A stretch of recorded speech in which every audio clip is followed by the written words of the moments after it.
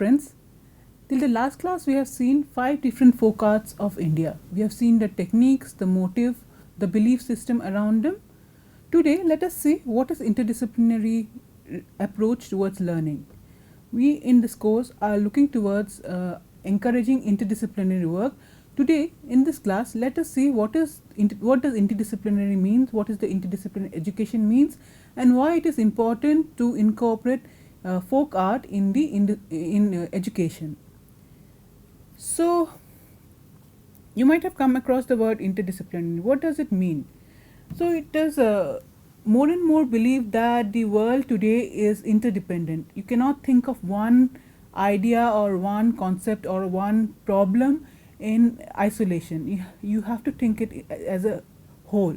This is a map released by the World Economic Forum in its report of global risks in 2014. Here it shows that if you think of one problem in the world, you cannot think in isolation. You have to see the whole picture, and one problem is related to very many things. Just for example, look at climate change. Climate change is related to extreme weather events, water crisis, biodiversity loss and ecosystem collapse, natural catastrophe. This paradigm is again related to very many other things like man-made environmental catastrophe, natural catastrophe, failure of critical thinking infrastructure, etc.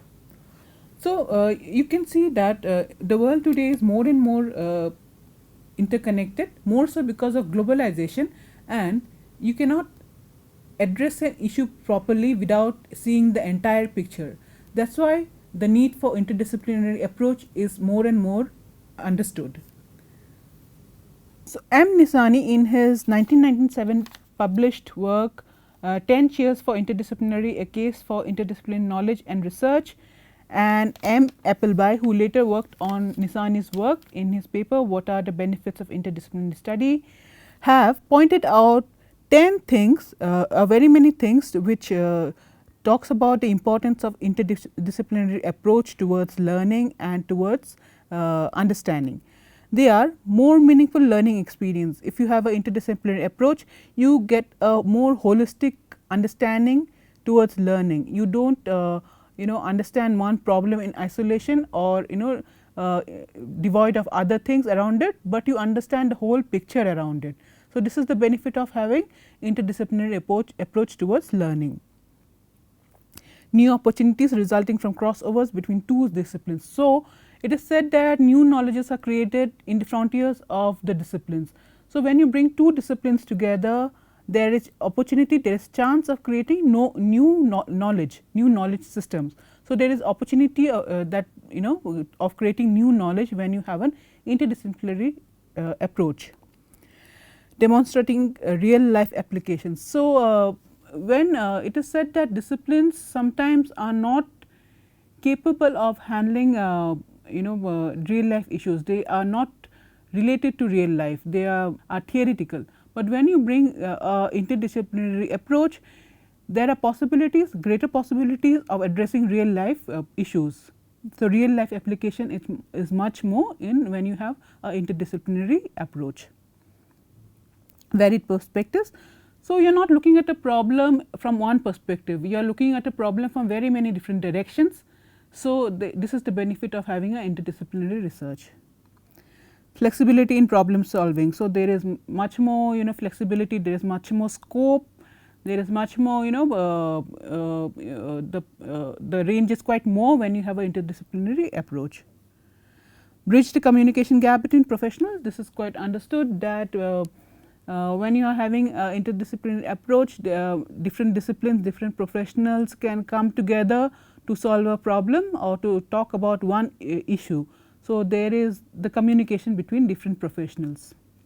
Critical thinking, this is also very important, that when you have an interdisciplinary approach, you are looking at a problem thinking from very many different viewpoints. So it enables critical thinking around the issue. Building confidence. So it also builds confidence among various practitioners, various stakeholders. So because you are collaborating with very many different areas. greater creativity. So, it gives an opportunity to have greater creativity. It it's not linear thinking, it has multiple of thinking possibility. So, it gives a platform for greater creativity. Transferable skill, this means that this knowledge which is produced when you have an interdisciplinary approach towards it, it can be transferred, it can be handed down from one person to other, or one research to other. So, these are the benefits of having interdisciplinary research.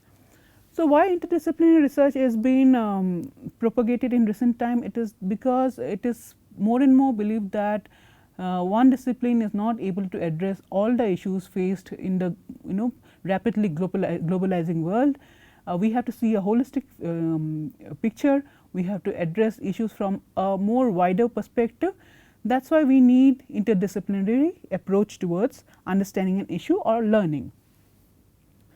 So, this is a model created by Brodie and Iron in assessment in work based learning, investigating a pedagogical approach to enhance student learning. This is a paper which is published in 2007. They have put forward this triangle model which talks about interdisciplinary learning. On one hand, on one arm is the learning, in the other is the reflection, in the third is the capabilities.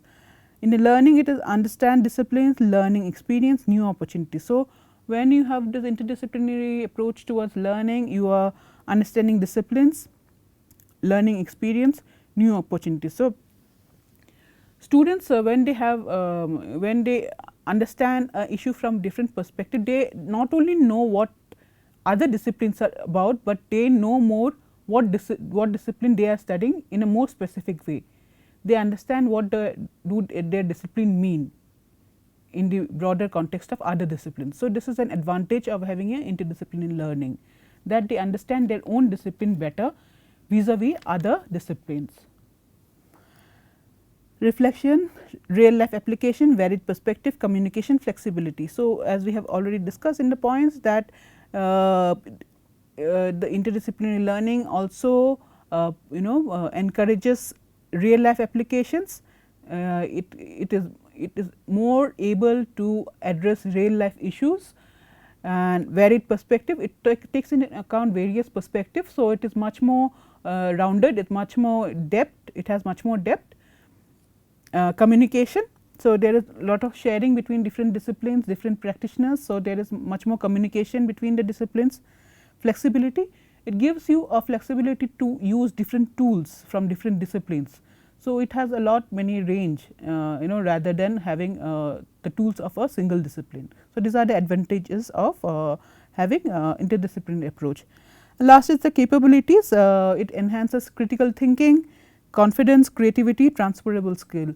So, when you have interdisciplinary approach towards learning, it gives you this many capabilities of encouraging critical thinking, encouraging confidence, because other disciplines, other areas also rather than your discipline alone. Creativity, that is, it gives you flexibility of including different tools or different methods or different points from other disciplines also, which gives you a creative platform. Transferable skills, that is, it can be used as a a aid or a handy skill that can be transferred for further research or further problem solving methods. So, P. Hughes in 1985 in his same paper, Interdisciplinary in General Education, an Australian case study, this was the name of his paper. He said that the argument for interdisciplinary is not that disciplines presents a false theory of knowledge, but rather that they are not and never will be a complete statement if we take them on their own. It is in the interconnections, the integration, that they attain their most effective use. So, P. Hughes said that having a disciplinary approach is not a disadvantage in its own right, but interdisciplinary is much more advantageous. So, disciplinary approach will give you only one perspective or only one thought process, but an interdisciplinary approach will open up many more vistas. It will open up many more ways of thinking. So, this is one advantage of having an interdisciplinary approach towards learning. So, forms of interdisciplinary. Interdisciplinary of neighboring. So, what can be the ways of having interdisciplinary approach towards learning? So, there are 4 ways: interdisciplinarity of neighboring disciplines. So, more and more in science areas in the recent time, it is seen that it is more advantageous to include the knowledge or tools of other disciplines, like biophysics would integrate biology and physics, the tools of biology and physics to problem solve issues, and because it is more advantageous to use tools of different disciplines. So, these are some of the ways in which interdisciplinary can be practiced. So, interdisciplinarity of neighboring disciplines. Under this heading, one could include cases in which 2 areas of science are becoming so closely involved with each other that there is an overlap to which both disciplines can contribute both methods and concepts. So, not only in science, even in social science and humanities, it is seen that it is advantageous to use tools and methods of different disciplines to understand a problem better or to address a problem better. So, this is interdisciplinarity of neighboring disciplines, that is you are using the tools of related disciplines, closely related disciplines to come together. So, there can be interdisciplinarity of problems. In contrast with the previous type of this interdisciplinarity, this could apply to certain problem groups which cannot be included in a specific discipline and contain so many aspects that they could not be taken care of by just one discipline. The collaboration of several disciplines would therefore obviously be desirable. So, there are certain problem groups which cannot be addressed specifically or could not be addressed appropriately by tools of one discipline, and we have to borrow tools and understanding from other disciplines. So, there is you are using a interdisciplinary approach towards solving a problem. So, this is the second type of interdisciplinarity. Third is interdisciplinarity of methods. This type of interdisciplinarity is most likely to occur when methods peculiar to one discipline can be used for research in other disciplines as well. So, I can give you an example of cultural studies which is thought to be a interdisciplinary area of knowledge. Here you have the flexibility of using tools of very many different disciplines and to understand a problem or to address a problem. So, the methods can be brought, the methods of history, the methods of psychology, the methods of legal studies can be brought to address a problem. So, this is the third area where interdisciplinary research can be done, that is interdisciplinary of methods. This is how interdisciplinarity can be brought about, that is by bringing methods together, methods of different disciplines together. Interdisciplinarity of concepts. This type of interdisciplinarity refers to a situation in which models and concepts have been developed in one discipline and are then used to supplement research in another discipline or even supplement existing models and concepts. So, here in this fourth method form of interdisciplinarity, the models that is developed in one area of knowledge in one discipline can be used to address issues of other disciplines. So, this is borrowing the concept or borrowing the model from one discipline to address certain issues of other discipline. So, these are the 4 ways in which interdisciplinarity can be brought about.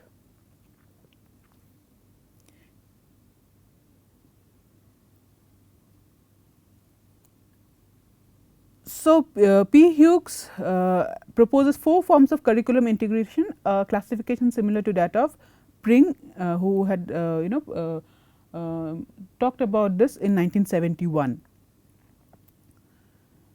So, this is about interdisciplinarity in curriculum, how we can incorporate interdisciplinary approach in our education system. Interdisciplinarity through correlation of subjects. There are many ways of correlating subjects. Subjects are considered as one dimension of 3-dimensional set whose other dimensions are learning process and learning environments. So, you can bring about interdisciplinary by correlating subjects.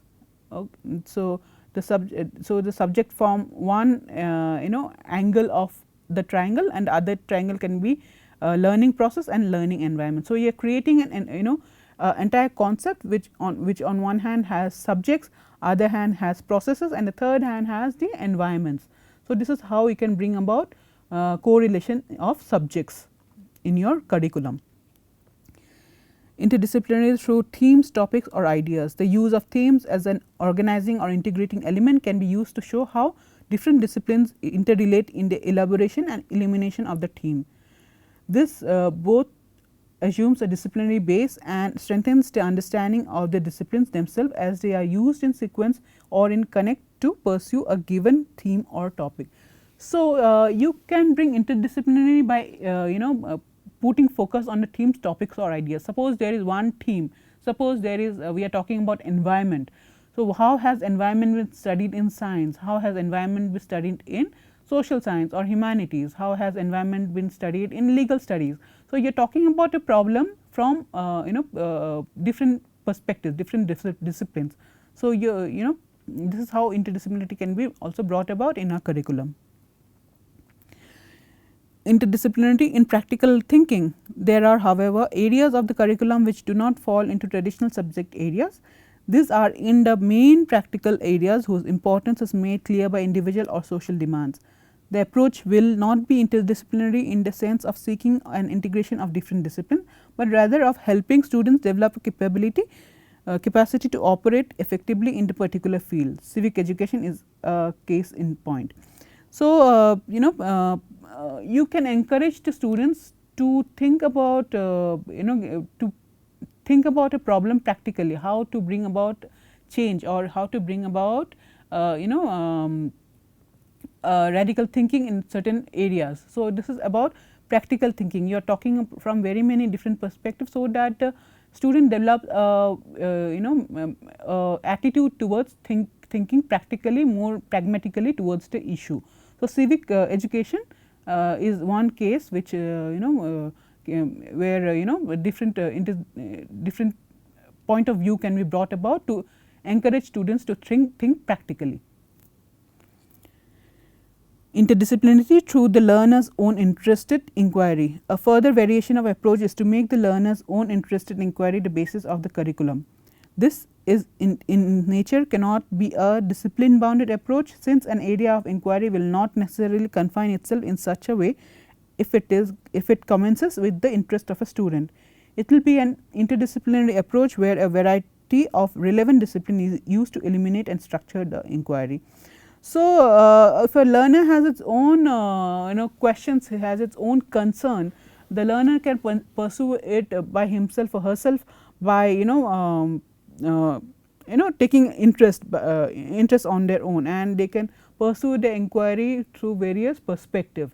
So, this would not necessarily come under the traditional education system or traditional education curriculum, but here the onus is on the learner himself or herself.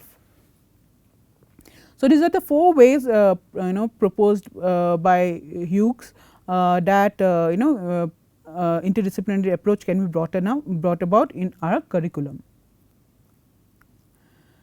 So, now let us come to the core interest of the course, that is the 4 cards, and let us understand why 4 card needs to be incorporated in interdisciplinary education system.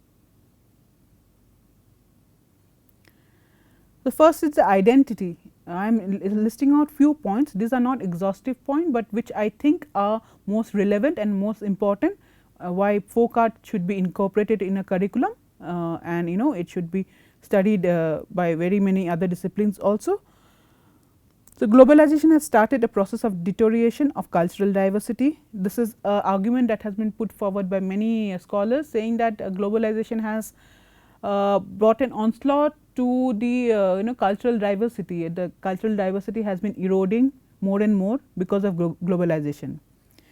The capitalism driven cultures are exporting their values to the minor non-Western communities, where the vulnerability of their internal economy matches their cultural vulnerability, menacing national identities. This is an argument put forward by Smith, saying that capitalism with its strength of financial strength has brought about a change which has mostly affected the culture of smaller communities, and the western communities culture has been overriding the smaller groups culture. So, this is why globalization is is thought to be eroding identities. Most often globalizing forces have been associated with the deteriorating of cultural identities, victims of the homogenization power of the western consumer culture. This view tends to interpret globalization as an extension of western cultural imperialism. So, when we talk about globalization, we are talking about a more connected world where nobody is big or small, where everyone is equal. But many scholars have pointed out that this is not actually so. In reality, it is actually one culture overpowering the other, western culture being the more powerful culture overpowering the smaller communities, smaller cultures. So, this is where folk art comes in, folklore comes in. Why we should take why we should take folk culture seriously? It is because it entails our cultural identity. It contains the essence of a cultural identity. That is why we should be taking the folk culture, the folk art more seriously. So, because it contains our identity, it contains the our traditions, our beliefs. So, we should uphold this, preserve this. Second is it is close to our heart. It is very close to our heart. We immediately relate to it. When we see a painting from our region, when we see a dance from our region, we immediately relate to it. It is close to our heart. So, this is also true because the folk art or the folk customs come from the community themselves. They are not borrowed from others, or they are not trusted by others. It comes from the community themselves, and that is why they are so close to one's heart. So, this is one can see the example here, like the governments when they want to convey some message to the the masses, they usually use folk art. For a long time, the government has been using folk art, the folk drama, the folk dance, the folk songs to communicate the message of health and hygiene, regarding diseases, science communication to the masses by using folk art. So, this is because the folk arts are very closely associated with people's life. They can relate easily when they see an folk art. So, this is another reason that folk art should be taken seriously, and it should be incorporated in a curricular system and should be studied along with others. Vast area of traditional knowledge. Many tribes of India are examples of unbroken unity with the environment. Bhil tribes age old Halma tradition of conserving water, Vishnoi tribes religion of nurturing wildlife, Dongria Kon tribes regard of the hill range as the ancestors. There are numerous similar worldviews of Indian tribal groups that consider humans in continuity with nature. At present times, when we have reached the age of crisis in regard to our environment and nature, it is only judicious that we begin to take cognizance of tribal philosophy and the way of living. So, folklore is a vast area of knowledge. It contains a vast area of traditional knowledge, and if it is if it has to extinct, it will be a loss of a lot of years of knowledge and years of wisdom. So, we have seen example that many of our tribal groups in India, I have just given an example of the from the perspective of environment, but there are other things also, like the medicines are there, like folk cuisines are there, folk methods of weaving, the folk methods of solving problems, the folk methods of you name it, like architecture. So many methods and traditional knowledge is there.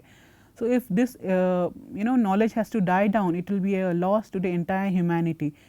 So, we should take these are 3 points that I have pointed out why we should be taking folk art and folk culture more seriously, and it should be integrated in our curriculum. So, friends, today we have seen the importance of interdisciplinary approach towards learning. in the next class we can see how we can actually bring it together to have a dialogue with one another. We will see from bringing science and technology together with folk art and see what responses it builds, what results we derive. So, this go through the slides and look at the importance of having the interdisciplinary approach, and also think about how you can talk about science and technology from using a folk art perspective. Okay. See you in the next class.